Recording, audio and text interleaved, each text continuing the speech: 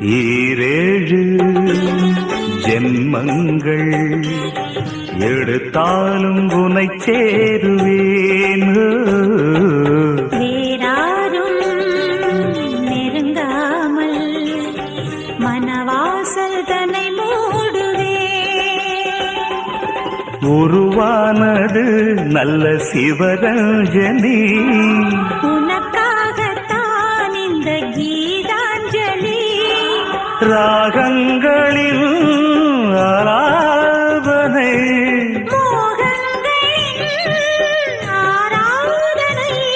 உடலும் மனமும் தழுவும் பொழுதில் உருகும் ஒரு ஜீவன்தான் உன் பாடல்தான் ஓயாமல் இசைக்கின்றது.